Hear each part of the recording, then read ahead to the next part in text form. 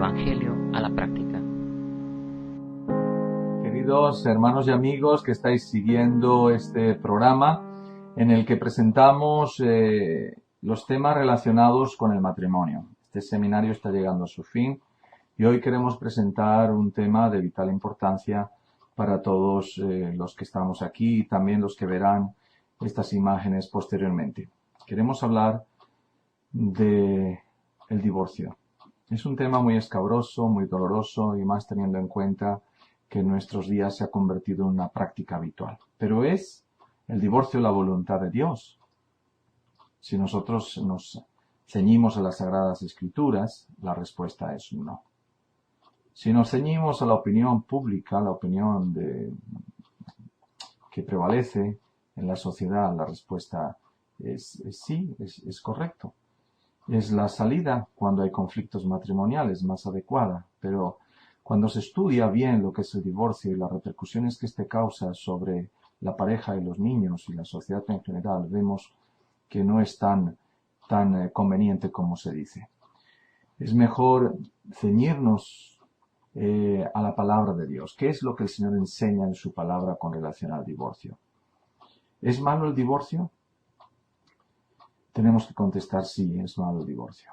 Porque el divorcio rompe una relación que fue fraguada con la intención de ser para toda una vida.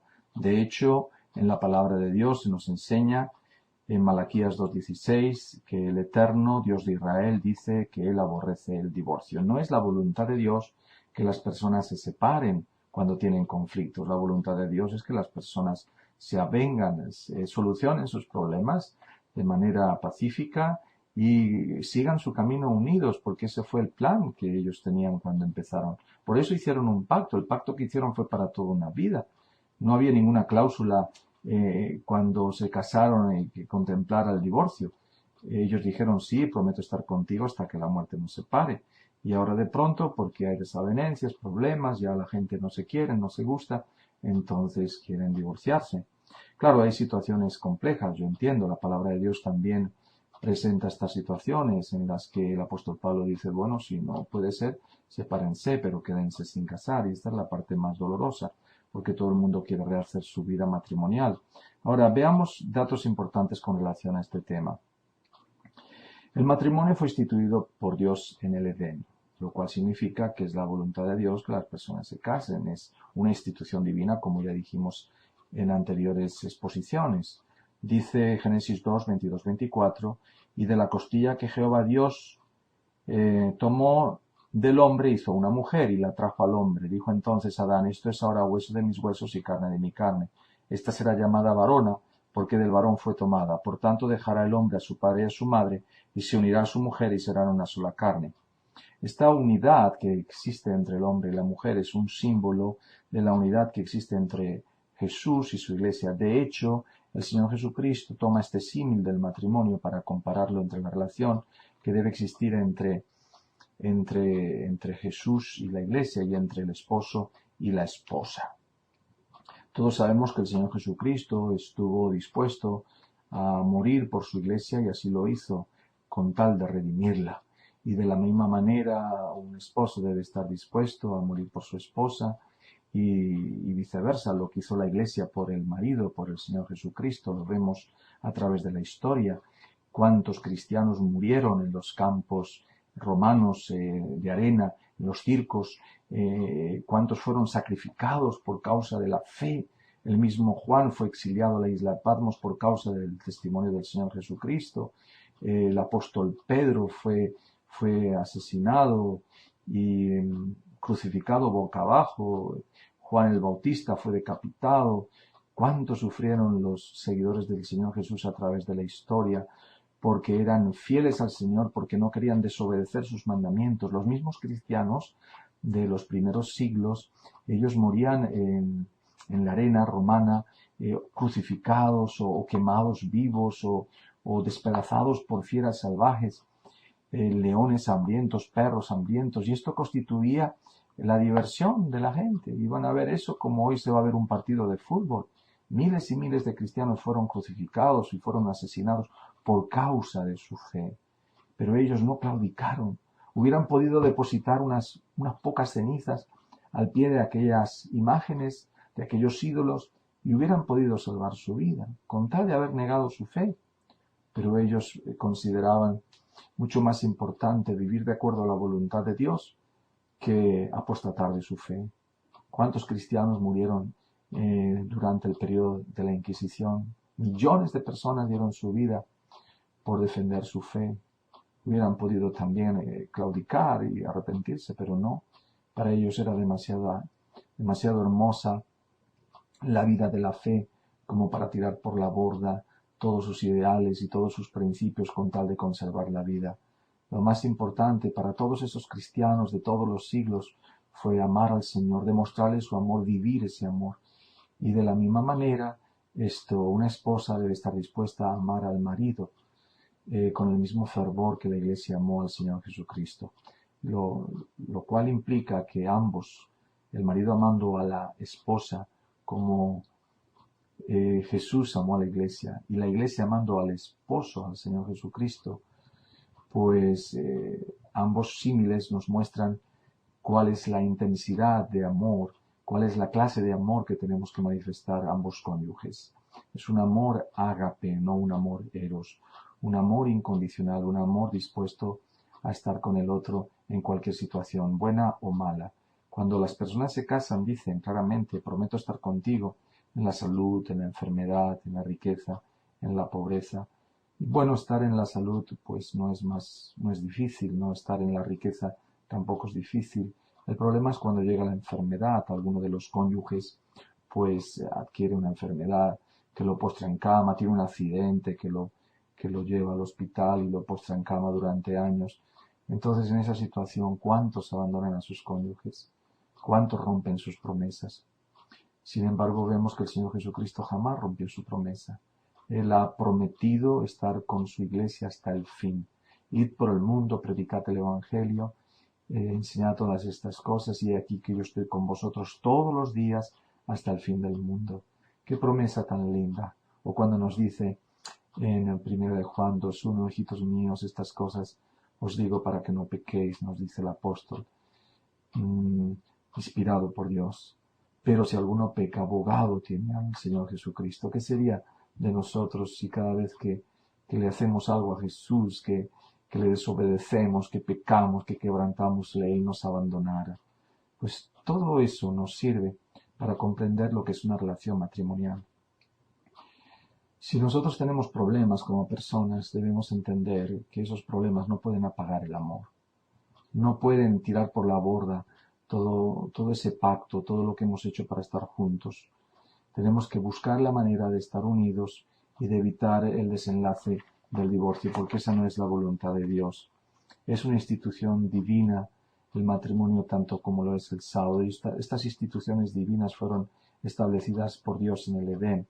Dice la sierva de Dios en Discurso Maestro de Jesucristo, página 56 y 57. Jesús dirigió la atención a sus oyentes hacia la institución del matrimonio, conforme se ordenó en la creación del mundo. Se refirió a los días bienaventurados del Edén, cuando Dios declaró que todo era bueno en gran manera, inclusive el matrimonio. Entonces debieron tener su origen dos instituciones gemelas, para la gloria de Dios y en beneficio de la humanidad, el matrimonio y el sábado. Entonces el matrimonio fue instituido no con carácter transitorio, no hasta que la muerte, no hasta que el divorcio les separe, como se dice ahora, o hasta que el amor se acabe, como también existe esta expresión, sino hasta que la muerte separe a los cónyuges. En Mateo 19:6 dice, así que ya no sois dos, sino una sola carne, por tanto lo que Dios juntó no lo separe el hombre. Cuando dos personas se casan, no se casan para divorciarse, se casan para estar toda la vida juntas. ¿Que habrán problemas? Obvio, claro que van a surgir problemas, somos humanos. Y dos personas diferentes, imagínate qué fácil es que entren en controversia. Pero cuando el Espíritu del Señor está en el hogar, cuando hay un deseo sincero y profundo de servir al Señor, ese matrimonio va a permanecer unido a pesar de las divergencias y las diferencias. El Señor puede quemar todas esas diferencias. El Señor puede hacer que todos los problemas se arreglen con su ayuda. No dice la palabra que todo lo puedo en Cristo que me fortalece. No dice la palabra que todas las cosas nos ocurren para nuestro bien. No dice la palabra que el Señor estará con nosotros todos los días. que Él nos mandará su Espíritu para darnos aliento, para darnos vitalidad espiritual, para ayudarnos a solucionar nuestros problemas. No dice la palabra que en el mundo tendremos aflicción, pero que debemos confiar porque Él ha vencido y esa victoria la pone a nuestra disposición. Sí, mis queridos hermanos y amigos, el Señor es capaz de solucionar cualquier problema, por difícil que sea, por intrincado que sea. Debemos dejarlo en sus manos y no intentar desliar la madeja nosotros porque lo vamos a hacer peor todavía. Si el matrimonio es una institución divina, si el Señor es el que está bendiciendo ese matrimonio, ¿por qué de pronto nosotros rompemos esa relación? Debemos seguir adelante, a pesar de los fallos. Dice la sierva de Dios en Joyas 1, página 577, en las mentes juveniles el matrimonio está revestido de romanticismo y es difícil despojarlo de este carácter que le presta la imaginación. Para hacer que la mente comprenda cuán pesadas responsabilidades entraña el voto matrimonial, liga los destinos de dos personas con vínculos que solo la muerte puede cortar. Bíblicamente hablando es así. Cuando dos se casan, se ligan uno al otro. Hay un pacto que liga esas dos vidas con vínculos que solo la muerte puede cortar. Son palabras bastante contundentes y claras. Y no es un juego. Cuando nosotros nos casamos no estamos haciendo un juego. No estamos como entrando a trabajar en una empresa y si mañana no me conviene, dejo el trabajo y me busco otro. No es eso. Estamos hablando de una institución divina, una institución seria, basada en la palabra de Dios, no es invención humana. Entonces, cuando yo estoy entrando en esa relación, debo tener cuidado, porque es una relación para toda una vida. Yo no puedo entrar con la mentalidad, bueno, si me va mal me separo. Bueno, eso puede hacerlo personas que no tienen la fe basada en la palabra de Dios, porque cuando nosotros miramos fuera de la iglesia, y aún en iglesias que se llaman cristianas, el divorcio llega a ser pues una práctica habitual. Pero es hora de que alguien diga eso no es la salida, eso no es correcto, no está bien, porque el divorcio provoca muchas secuelas tanto en la pareja como en los hijos y en todo el entorno donde se mueve la pareja. Así es que aquí podemos ver que en las mentes juveniles hay mucho romanticismo. ¿Y qué ocurre con ese romanticismo? Pues que les lleva a la pareja a tomar decisiones muy livianas con relación al matrimonio, muy ligeras. Es decir, la gente contrae muy rápidamente el matrimonio, sin pensar, sin meditar, sin orar, sin pedir a Dios que le dé la pareja y basándose en emociones, en sentimientos engañosos, en un romanticismo enfermizo, y después se dan cuenta que eso no funciona. Pero claro, con la ayuda de Dios todo se puede solucionar. Con la ayuda de Dios. Uno tendrá que hacer más esfuerzo, tendrá que orar más, pero estamos seguros que el Señor ha prometido ayudar a las personas que buscan luz, que buscan guía, que buscan soluciones a sus problemas.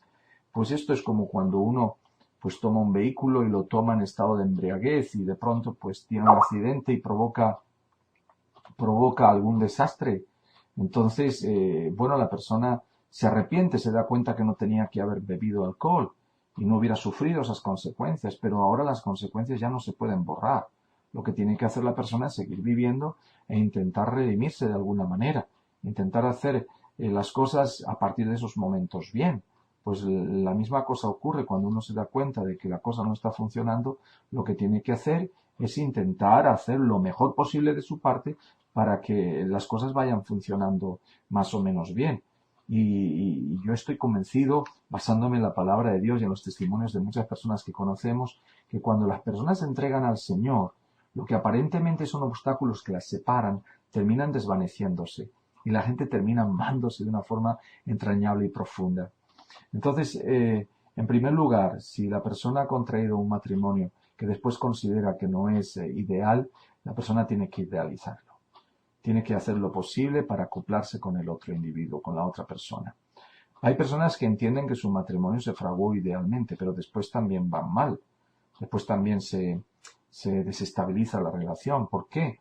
Porque no es la compatibilidad de caracteres la que une a la persona, es la consagración. Esto ya lo hemos dicho en otras exposiciones. Es la consagración del individuo a Dios lo que hace que el matrimonio funcione bien. Cuando hay consagración al Señor, entonces el hombre busca agradar a la esposa más y la esposa busca agradar al marido más. El hombre que se consagra al Señor no está pensando en dejar a su esposa, está pensando en la forma de seguir a su lado y de solucionar los problemas con la ayuda de Dios. Y la mujer que ama a Dios por encima de todas las cosas hará todo lo posible por también recuperar esa relación, no perderla. El divorcio no es una opción laudable, no es la mejor salida. Queremos decir esto porque se está convirtiendo en una práctica habitual, como el ir a hacer ejercicio o ir a bañarse a la playa. El divorcio está trayendo muchas malas consecuencias a nuestra sociedad. Las cifras de divorcio son altísimas en los países civilizados o más avanzados o más tecnológicos. Y eso nos muestra de que algo está fallando en la moral en estos países.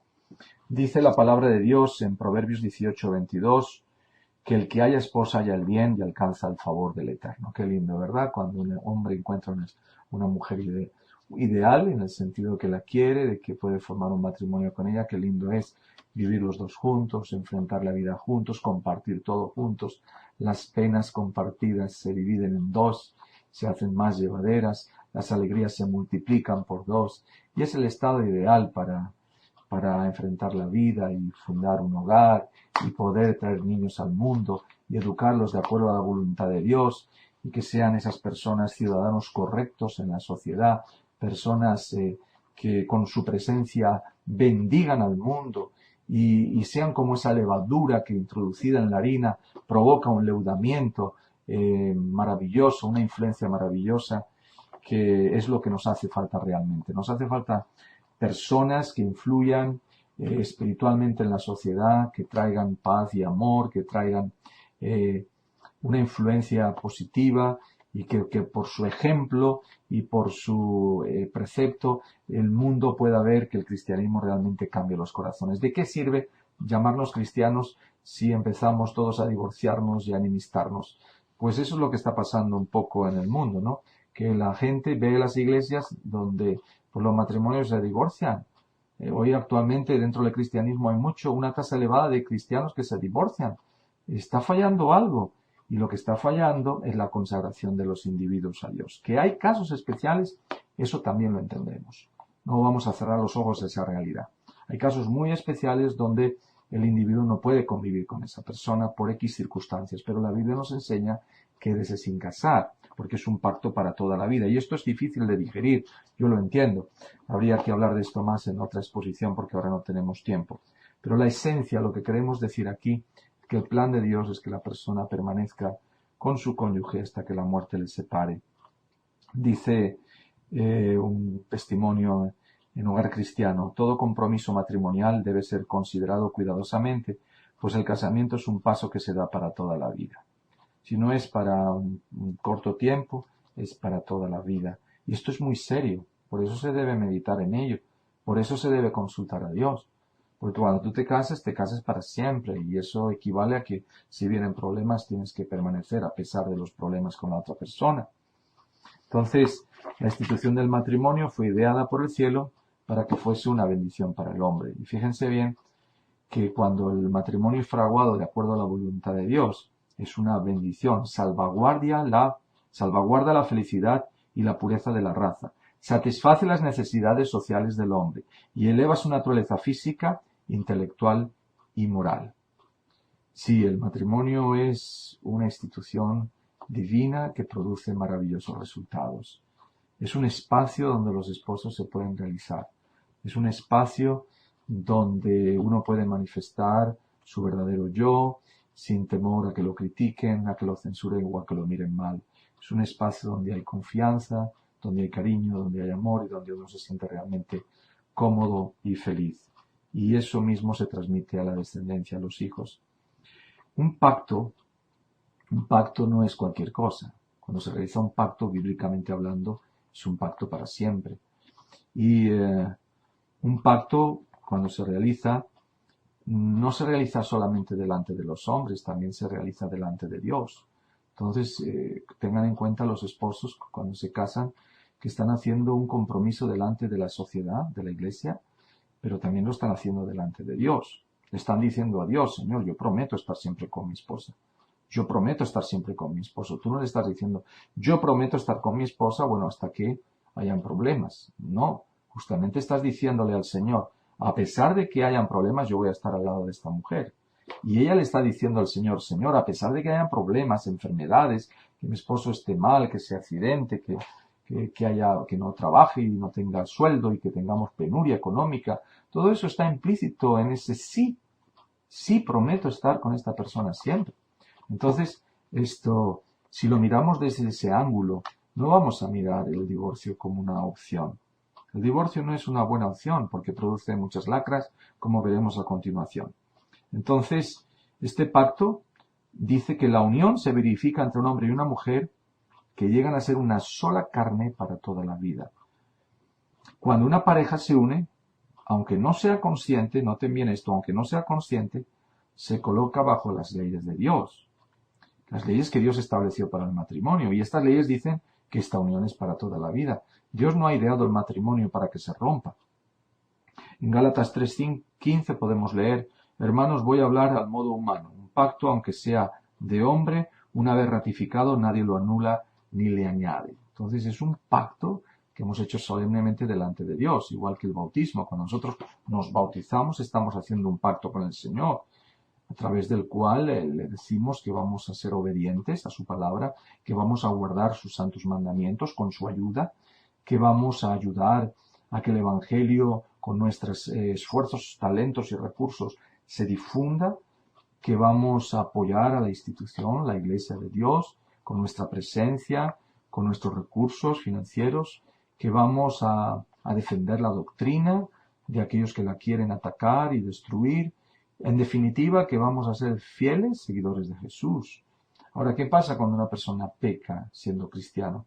Bueno, pues bíblicamente hablando sabemos que hay un camino, el camino del arrepentimiento. Pero la solución no es me voy de la iglesia y me voy a otra. Me quedo en la iglesia del Señor, tuve un fallo, pero yo sigo adelante. Y la iglesia tiene el deber de perdonar a ese individuo, porque el Señor Jesús lo perdona a través de la confesión. Entonces, cuando hay un problema en el matrimonio ocurre lo mismo. No es que ahora yo me voy con otra o me voy con otro para solucionar mis problemas. Muchas veces, debido a esta ola que nos está cubriendo y como destruyendo todos nuestros valores y principios, que viene diciéndonos que el matrimonio, pues bueno, si no funciona hay que separarse y divorciarse. Ahí tenemos cada día en la prensa casos nuevos de personas que nos están diciendo que el divorcio es una forma natural de concebir la vida y que si no te entiendes con una persona te vas con otra. Entonces es muy importante esto, entender que no es la voluntad de Dios lo que el mundo nos está enseñando. ¿Por qué tengo yo que aceptar que el divorcio es la opción natural, la opción mejor? Porque me lo dicen unas personas. Yo estoy viendo lo que está provocando el divorcio en las familias. Estamos viendo lo que provoca el divorcio en los niños. Los traumas que ellos tienen, los traumas que tienen hasta incluso personas que se han hecho adultos y que sus padres se separaron. No se asimila de forma tan natural. No se asimila de forma tan natural, sino que es una cuestión que tiene que ver precisamente con aquellas cosas que forman parte de las prescripciones divinas. Es decir, el matrimonio está dentro de la voluntad divina. Lo que no está dentro de la voluntad divina es el divorcio. Entonces yo no tengo por qué seguir lo que me dice el mundo considerando que eso sea lo mejor porque lo acepta la gran mayoría de personas. No siempre lo que acepta la gran mayoría de personas es lo mejor. Se ha demostrado a lo largo de la historia que la mayoría no siempre tiene razón. Y en cuanto al matrimonio, al divorcio, menos todavía. Entonces es interesante entender que la palabra de Dios nos presenta cuál es la condición de la sociedad en el último tiempo. Y nos dice Mateo 24, 37 y 39, mas como en los días de Noé así será la venida del Hijo del Hombre, porque como en los días antes del diluvio estaban comiendo y bebiendo, casándose y dando en casamiento hasta el día en que Noé entró en el arca, y no entendieron hasta que vino el diluvio, se los llevó a todos, así será también la venida del Hijo del Hombre. Es decir, en el tiempo del fin, dice que estarán casándose y dando en casamiento. ¿Qué significa esto? El casamiento no es malo, el matrimonio no es malo, ya lo hemos visto. Tampoco el comer y el beber, es una necesidad fisiológica. Ahora, el problema radica cuando se come y se bebe lo que no es bueno para nuestro cuerpo, ni nuestra mente, lo que Dios no ha ordenado. O bien cuando uno se casa de una manera que Dios no ha dispuesto. Es decir, cuando se divorcia a alguien y vuelve a unirse con otra persona, y esa sería una de las características del fin. Es decir, no es que el casarse sea malo, aquí dice casándose y dando en casamiento. El casarse no es malo, lo único que pasa es que en el tiempo del fin se ha convertido el casamiento en algo muy liviano y las personas se unen muy fácilmente y de la misma manera se separan. Entonces, las iglesias deben plantearse en realidad si esto es la voluntad del Señor, porque no es lindo ver en una iglesia personas que antes estaban unidas por esos mismos pastores, por esos mismos curas, que ahora están divorciadas y vueltas a casar con miembros de esa misma iglesia, y en un banco está el marido de la que está detrás y la que está detrás es la esposa del que está delante y está casada con otro que está al otro lado, que a su vez está casado con la esposa del que está allá. Eso es algo que no es correcto. Eso es algo que confunde, eso es algo que no está de acuerdo a la voluntad de Dios. Y eso es lo que está diciendo precisamente el libro de Mateo capítulo 24, que en el tiempo del fin se darían estas circunstancias. Se tratarían las cuestiones del matrimonio de una forma muy liviana. Y no queremos juzgar ni condenar a estas personas, no estamos diciendo que esas personas están condenadas, pero estamos diciendo que esto no es la voluntad del Señor, que esto no es lo mejor para la gente. Alguien tiene que decir de una vez y por todas que el matrimonio es para toda una vida y que la palabra del Señor nos habla del divorcio como algo negativo. No es la voluntad del Señor. Dios quiere nuestra felicidad, es cierto, pero por encima de nuestra felicidad también quiere que nosotros obedezcamos perfectamente a su palabra. Dice en Salmos 19:8, los mandamientos del Eterno son rectos que alegran el corazón. El precepto del Eterno es puro que alumbra los ojos. Y en el libro de Romanos capítulo 12 versículo 1 al 2 dice, así hermanos os ruego que la misericordia de Dios, que prestéis vuestro cuerpo en sacrificio vivo, santo, agradable a Dios, que es vuestro culto razonable, y no os conforméis a este mundo, sino transformaos mediante la renovación de vuestra mente, para que podáis comprobar cuál es la buena voluntad de Dios, agradable y perfecta. El apóstol Pablo aquí nos invita a renovar nuestra mente. La mente tiene pues que ponerse en armonía con la voluntad de Dios. Dejar de pensar aquello que no está dentro de los parámetros permitidos por el Señor. Cuando nosotros hacemos cualquier cosa, siempre nos tenemos que preguntar, ¿es esto lo que Dios quiere que yo haga?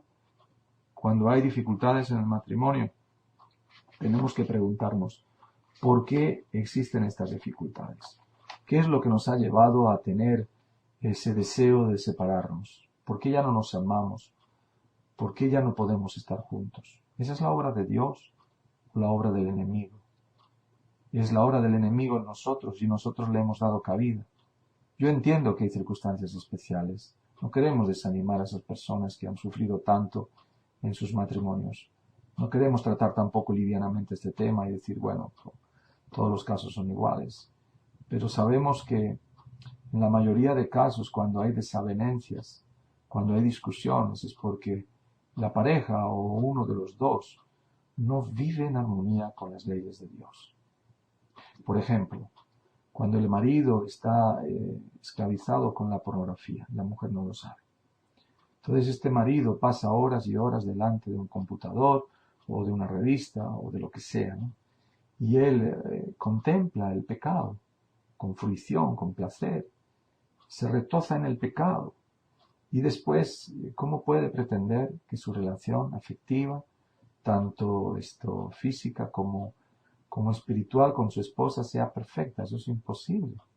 Hay algo que está ahí desencajado, porque el matrimonio funciona bien en la medida que ambos esposos viven de acuerdo a la voluntad de Dios. Entonces, antes de pensar en el divorcio, que esta mujer no me entiende, que esta mujer no me quiere dar lo que yo estoy viviendo, porque precisamente por ahí vienen muchos de los conflictos, se empiezan en la cama, cuando no hay relaciones sexuales satisfactorias. ¿Por qué? Porque el hombre pide lo que la mujer no le puede dar. Él está acostumbrado a ver esas secuencias pecaminosas, degradantes, y él quiere reproducir lo mismo en su alcoba.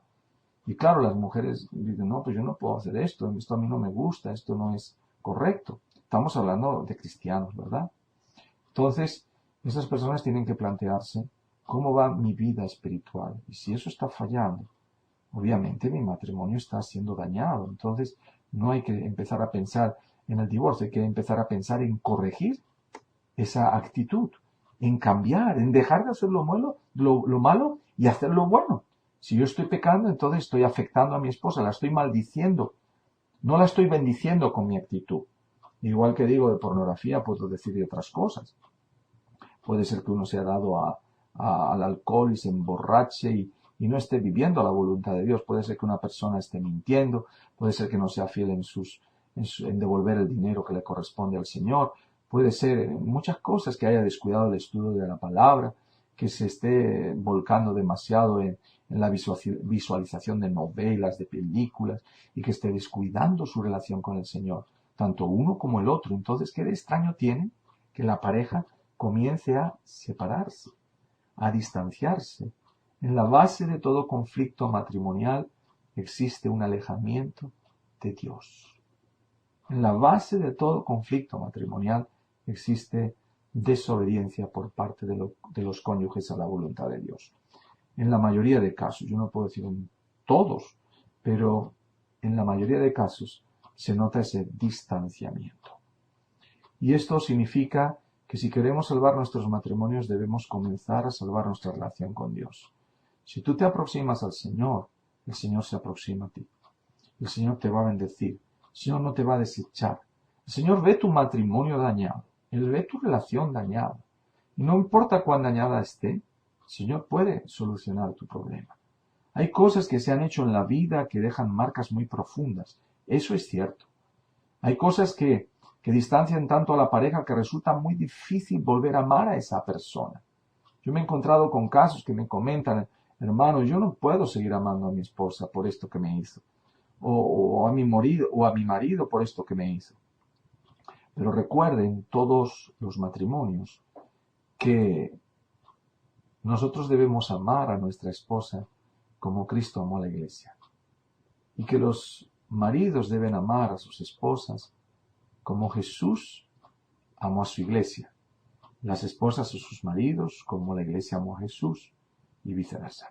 Entonces, cuando existe ese amor ágape, ese amor incondicional, uno no va a estar ahí con una lupa observando los defectos de su cónyuge, exigiendo a su cónyuge que haga esto, que haga lo otro, sino al contrario, uno lo va a hacer de buena gana y va a ayudar al otro y va a servir al otro y va a hacer lo posible por agradar al otro y especialmente por salvar su matrimonio. Vuelvo a decir, no todos los casos serán iguales, pero es cierto que si todos se esforzaran por salvar sus matrimonios y todos se reconsagraran al Señor y buscaran la manera de vivir en armonía con su cónyuge, la promesa es segura. El Señor puede restablecer ese matrimonio y pueden amarse de una manera que nunca se habían amado. Entonces, la voluntad expresa del Señor es que la pareja permanezca unida aún en la diversidad. Y esto es en la adversidad, perdón. Esto es una manera también de crecer en la fe. Precisamente el matrimonio nos aporta también ese ingrediente. Es una institución formada por dos personas diferentes completamente, pero que por la gracia de Cristo aprenden a convivir a pesar de sus diferencias, a complementarse y a enriquecerse en esas diferencias. Bien, hay algo importante que quiero decir antes de terminar, y es plantear el hecho que si nosotros estudiamos la Biblia veremos que en el tiempo de fin toda institución divina debe ser restablecida. Ese era el objetivo del Señor Jesucristo. Y así aparece en la palabra de Dios. En Marcos 9, del 12 al 13, encontramos lo siguiente. Elías a la verdad vendrá primero y restaurará todas las cosas. Elías ya vino. Entonces, el Señor Jesús enseña que el Señor Jesucristo, que Elías, el espíritu de Elías, la obra de Elías, iba a ser manifiesta en Juan el Bautista, porque dice que ya vino en su época y ese era Juan el Bautista. Entonces Juan el Bautista fue el precursor, fue el reformador, que en ese tiempo en el que Jesús vino a la tierra, comenzó a reformar todas las cosas. El Señor Jesucristo pues culminaría esa obra con su vida, con su obra. Y lo más interesante es que cuando estudiamos la vida de Juan el Bautista, vemos que él comienza a reformar el matrimonio. Cuando le dice a Herodes, tienes una esposa que no es la tuya, está diciendo eso es adulterio. Estás pecando en ese punto y eso no es correcto delante de Dios. Él hubiera podido callarse, ser más diplomático, políticamente correcto, como decimos ahora. No hay que decir esto, no hay que decir lo otro para no ofender a nadie. Pero bueno, él dijo la verdad. Y bíblicamente hablando, hay pruebas suficientes como para saber que estar con la esposa de otro es adulterio, o irse con otra persona que no es tu esposa está mal ante los ojos de Dios. O irse con una chica sin estar casado, pues también es fornicación, está mal. Que nos puede gustar, que es una gran debilidad, que muchos no pueden controlarse, bueno, está bien, es humano, pero no es de acuerdo a la voluntad de Dios, y eso es un pecado y trae sus consecuencias. Entonces, esto lo que no podemos hacer es poner un sello de aprobación sobre esas cosas. Y eso es lo que hizo Juan el Bautista. Juan el Bautista reformó esas instituciones, reformó la institución matrimonial, como ya hemos dicho, reformó también el aspecto de la reforma pro salud, en el comer y en el beber había malas costumbres en aquel tiempo, y él pues fue un ejemplo viviente de lo que debe ser un cristiano. Él dice que comía en el desierto una comida muy frugal, como era la miel y una especie de algarrobas que se llamaban langostas. Él, con ese alimento sencillo y bebiendo agua natural, podía sobrevivir. Esto, de esa manera, pues fue un reproche para la glotonería de aquella época. También reformó otros aspectos, como el aspecto de la vestimenta. Él dice que, la Biblia dice que él vestía una vestimenta sencilla de piel de camello. Entonces todo esto contrastaba vívidamente con las costumbres de su tiempo. Y cuando nosotros vemos el plan de Dios en la Biblia, es que en el tiempo del fin toda institución divina sea restaurada, lo cual significa que en nuestro tiempo el sábado, que ha sido pisoteado a lo largo de la historia, entonces tenga el lugar que le corresponde. Los hijos de Dios deben reivindicar el cuarto mandamiento. Es interesante notar el hecho de que de la mayoría de instituciones pisotean el cuarto mandamiento. Están de acuerdo con toda la ley, pero cuando llegan al cuarto mandamiento dicen, no, es que el cuarto mandamiento fue abolido por el Señor Jesús. Entonces, no tiene mucha base esto. Hay que entender que abolir significa dejar sin efecto. Entonces, si el Señor abole el cuarto mandamiento, ¿qué hace con los 9 restantes? ¿Los deja vigentes? Si tú tomas un mandamiento de la ley y lo quitas, entonces dejas a la ley incompleta. Así dice Santiago, si tú guardas todos los mandamientos pero ofendes en un punto, ya te haces culpable de todos. Por lo tanto, en este tiempo se debe reivindicar la vigencia del santo día del Señor, que no es el domingo como muchos enseñan. La mayoría por error, no por error, sino por ignorancia. Pero la palabra de Dios dice claramente que el día séptimo es el sábado y es el día que nosotros debemos observar. El Señor no abolió el sábado en la cruz. Al contrario, reafirmó su vigencia, porque si Él tuvo que morir para expiar las faltas hechas en la ley, precisamente eso nos demuestra que la ley no se puede cambiar, porque si se podía cambiar después de su resurrección y pasar al domingo, la solemnidad del sábado, pues hubiera podido el Señor Jesús no morir. De la misma manera, que el domingo ha sido puesto como una institución divina, no siéndolo, de la misma manera el divorcio ha sido colocado como una posibilidad para los matrimonios que no se avienen, siendo que no es la salida.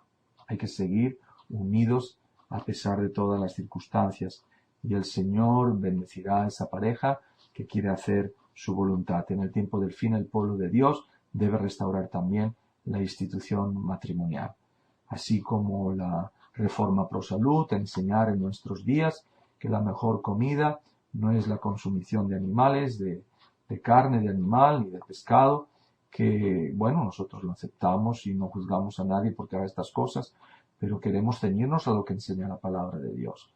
Y la palabra de Dios nunca se equivoca, y cuando nos enseña algo es por nuestro bien. Y hoy vemos cómo el mundo animal está enfermo y cuántas enfermedades derivan del mundo animal.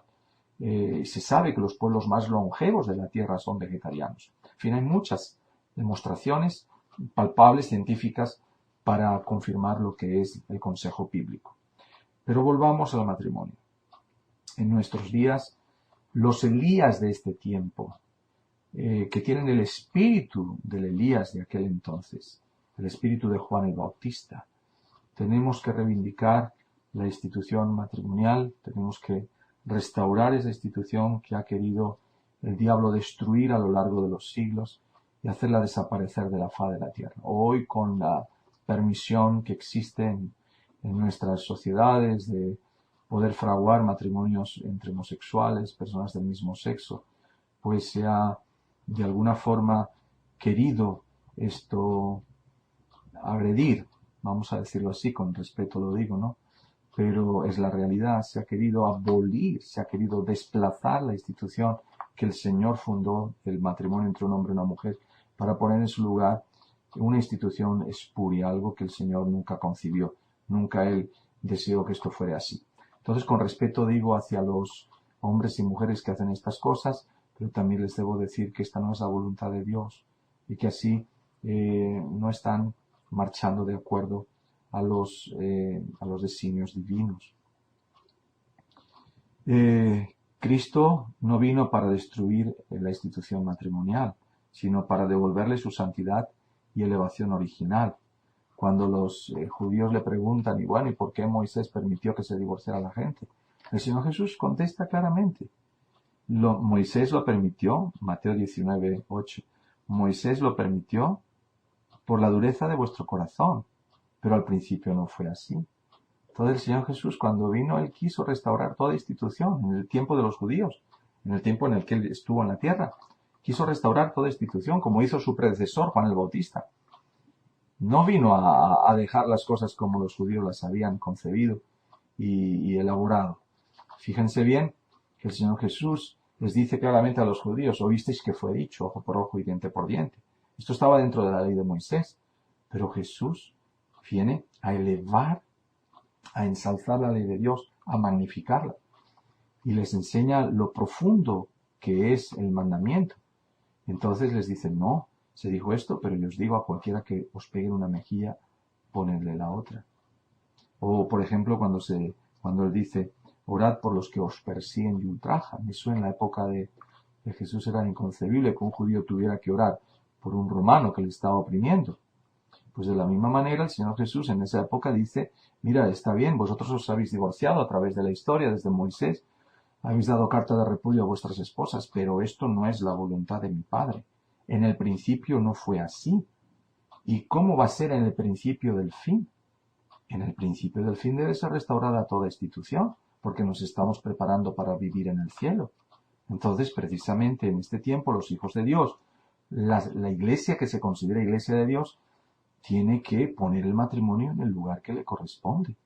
No podemos dejarnos arrastrar por esa ola cada vez más creciente de divorcios que invaden nuestros países.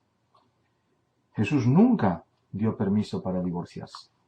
Lo que dijo fue que sí que se dio permiso en la antigüedad, pero que esta no era la voluntad de Dios. Como no era la voluntad de Dios de que la gente fuese a la guerra, Dios lo permitió, pero no era la voluntad de Dios liberar a su pueblo a través de movimientos armados.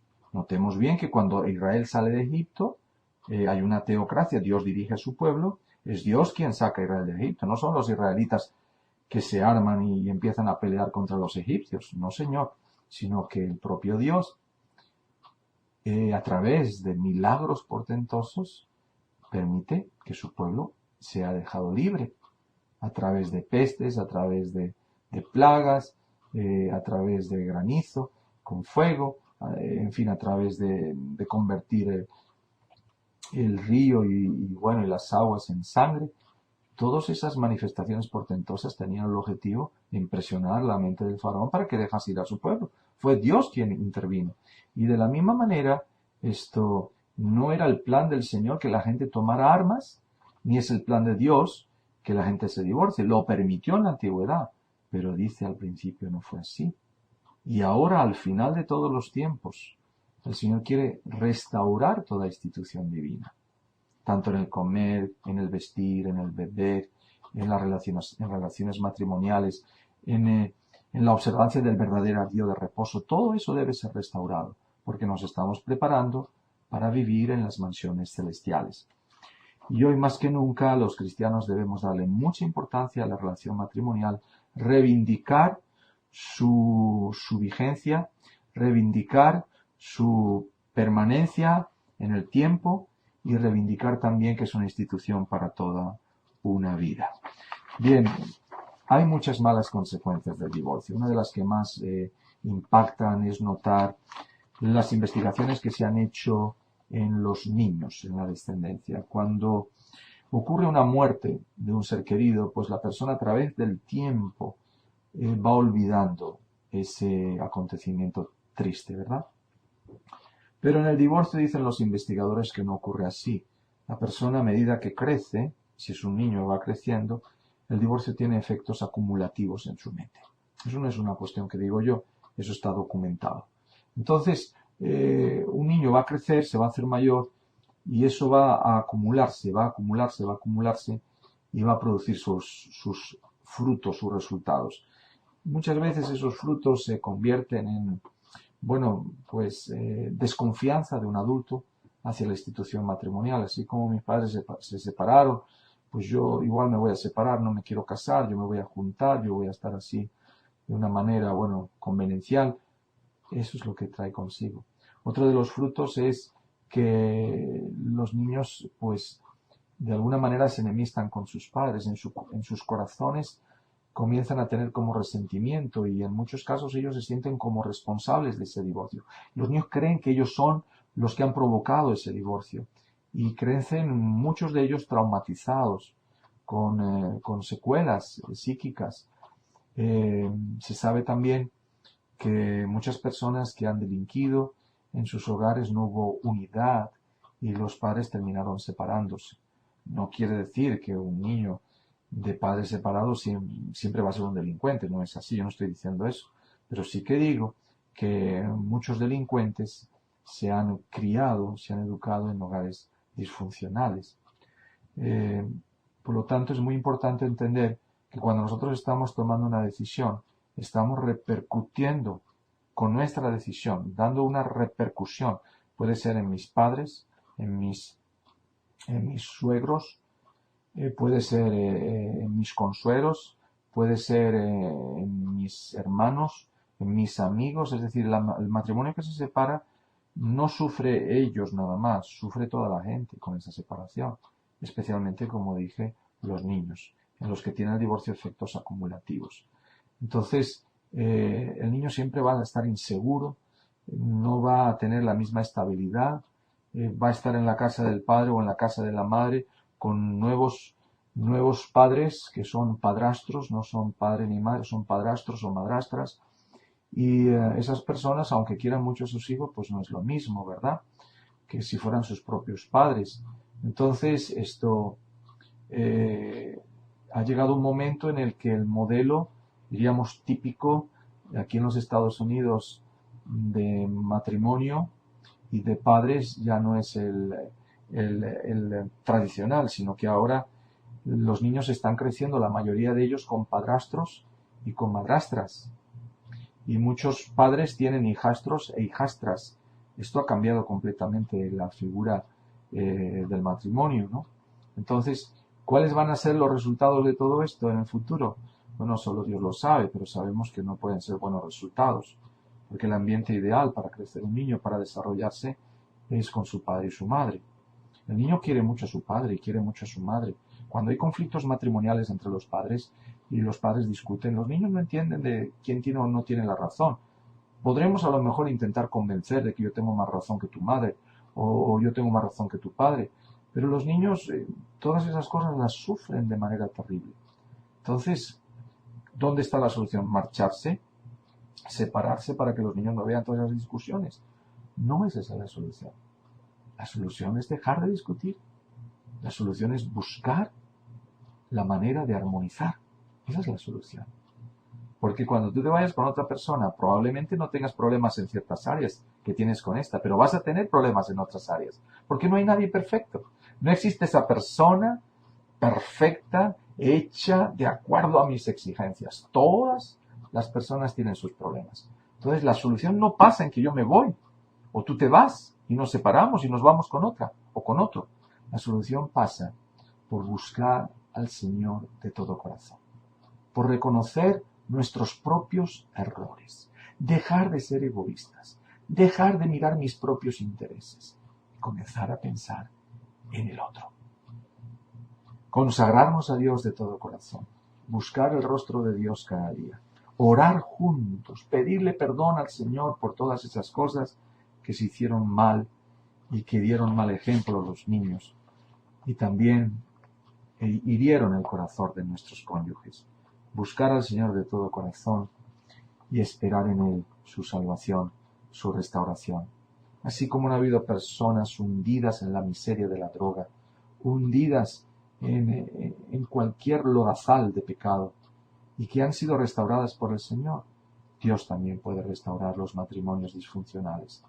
Dios puede hacer que en vez de un divorcio exista una reconciliación y que ese matrimonio que estaba a punto de romperse para siempre se pueda restablecer por la gracia divina. Que el Señor les bendiga a todos y que nos ayude a consolidar matrimonios para toda una vida. Es mi deseo y oración. Amén.